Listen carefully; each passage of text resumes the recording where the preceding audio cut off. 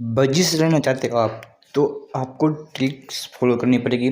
सबसे पहले ट्रिक्स है हेल्दी और प्लेफुल होना चाहिए। बर्ड्स कॉर्नर में चुपचाप नहीं बैठा होता है।